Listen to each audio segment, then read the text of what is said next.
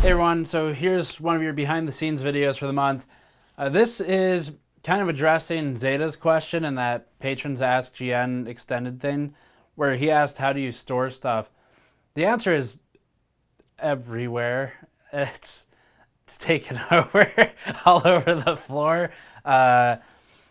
everywhere. Yep, so anyway, that's the video. Thanks for watching. We have a couple solutions. We have some real solutions. This shelf went in, a couple people kind of posted comments and said, I liked it better without the shelf, which I appreciate. I definitely appreciate that you liked it without the shelf. I spent a lot of time on that wall when we built it a few years ago, so I appreciate it. However, this was done out of function. We needed space, and the set was one of the best places to expand it.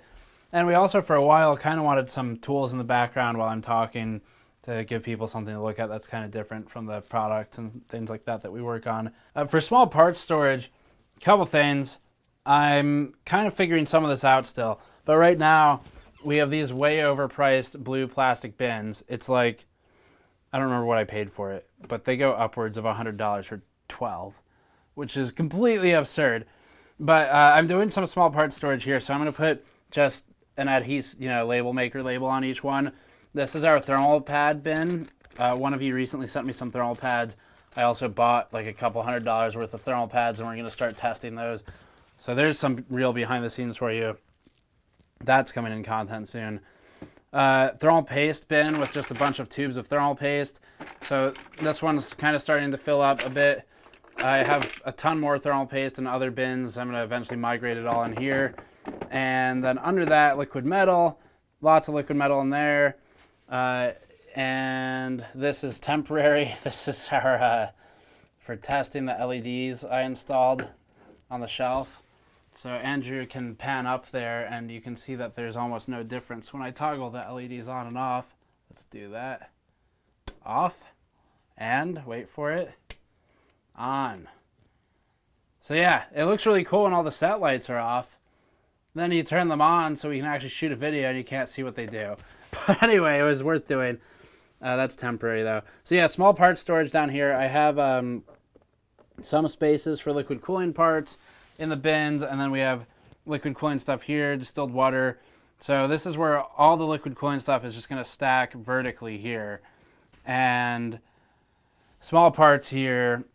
This area is like things that need to be reviewed or tested or worked with soon area.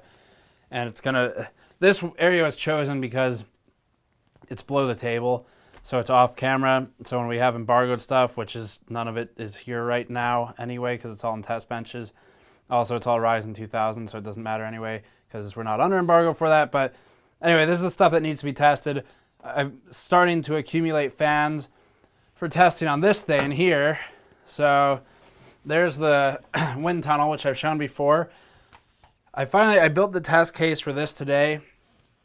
I guess in sticking with behind the scenes stuff, we'll kind of go off the topic of storage and onto the topic of what are you doing actually behind the scenes. The answer is I figured out kind of all the stuff I want to test for the wind tunnels. So I'm actually building custom test tools for this. The stuff I want doesn't exist. I'm working with a Corsair thermal engineer to build a test apparatus to control the fan speed as accurately as possible without needing an actual computer. So that's going to be really cool. I'm flying out there to work with them on building fan testing equipment to partially my spec, partially his spec. So that's cool. Also flying out there for some power supply testing training, which we'll be talking about more soon. But we have a Sun Moon power supply tester coming in, and we have a couple things we're going to be working on for power supply test. So it's happening. PSU testing is actually happening, and it's just a matter of I'm going to be working with John, or AKA Johnny Guru. He's going to be training me how to test power supplies properly using a Sun Moon piece of equipment and some other stuff. And we'll go through all that next week when I'm traveling, basically there for a day and then back. And then I can start testing power supplies, I guess. I think it'll take a while to build methodology, take a while to, I'm basically going to do a dry run, kind of fake review a couple of them and send him my review, and then he's going to read it over and let me know how he would improve it, or dig into it and find like what parts of methodology are flawed, what things have I done that I've done well that we could add to and keep doing well. So yeah, it's we're gonna do power supply reviews. That's kind of cool, and we're gonna do fan reviews. So that's some behind the scenes. That's some storage. Other than that, all the test tools are staying on this shelf basically. The case test rig is staying up here, and then whenever Patrick builds a machine for the case testing, he pulls those parts, and that spot will be empty. Then on the other side of the room, we have other small parts storage. Okay, so we're shooting through the tripod forest right now, but this is the other side of the room. Cooler test bench there. Camera goes here for the shots. Anyway, there's pegboard here. The tools are pretty organized. They stay in the same place all the time. And we have another pegboard going in on the opposite wall soon, which will be sponsored by iFixit. So they're going to provide all the tools for it. And we signed them up for that for a while. So that'll actually be really cool.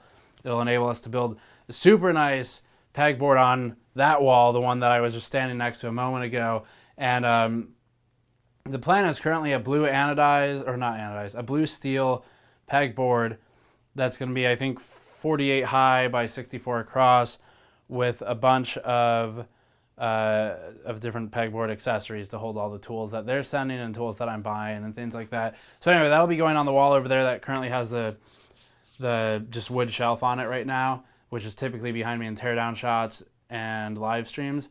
Other small parts though, we have all these bins. So I have these marked as like a bunch of CLC brackets, power supply screws, hard drive, motherboard large, motherboard small, fan, thermal paste, copper shims, thermal camera, thermal adhesive, don't mix those up, radiator screw, ESD, and so forth. And then also, this is because it needs a special one, this is the Thermal Grizzly snack drawer. They sent us so much of this stuff that I just had to pull it aside and put it in its own thing. So we keep that right there. But yeah, it's basically, it's organized chaos is the answer. Like I have this vertical mesh thing that's holding up a bunch of old motherboards. We don't use these boards too often unless it's like, I think a 2600K motherboard is in there somewhere, and a Halem motherboard's in there, and an A68 board. So that is a binder organizer, binder sorter, and it just stores like something you'd buy for an elementary school classroom, and it stores motherboards. Other than that, we can show briefly the video card storage as well, because that's probably some of the most organized stuff that we have, though you've most likely seen it in the past. So last thing, this is actually pretty cool. The video card storage, they're all over the place too right now, but these lower shelves have yellow PCB trays. As I said in the Patrons Ask GN video, I basically emailed or called EVGA, said, how do you store your video cards? Also, please send me that thing that you use. And so they sent us some. It doesn't really cost them anything. It's not like it's a huge gift or anything. It was literally in the garbage bin, but they're useful to us. So these store 10 video cards deep at a time. This one's the most populated, actually, these middle 3 rows. So we've got 30 video cards right here in these middle 3 rows. And then I have another one up there with high-end cards, but most of those cards are currently in test benches for the Ryzen 2000 stuff. And then we also have this rack up here, which is just a shelf on top of a shelf that I put in, and that stores old AMD cards and one FTW3 hybrid that doesn't work. So that's video card storage. And then we've also got, well, I mean, really, that's mostly it. I have a bunch of trays down here if we get a low shot of memory trays here. So that's like 2 layers deep of memory trays, which right now is worth a fortune, sadly. CPU trays, so we have 1 or 2 of these for Intel and 2 of them for AMD.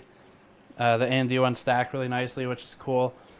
And a couple motherboards back there, old boards or broken boards. Or there's one backup motherboard in the back right. There's one old board in the middle. There's a broken board on the left. And then active motherboard storage is right here. So This stuff is all here because it's right between the two main test benches. So if we need a board to test something, you just pull it out of the shelf and it's good to go. And it's right next to us. So yeah, that's all the storage and also some of the power supply testing plans and things like that. But thanks for watching. You're already on Patreon, or I'd tell you to go there and support us directly. But thank you for doing that. It helps a lot. Genuinely helps a lot. I'll see you all next time.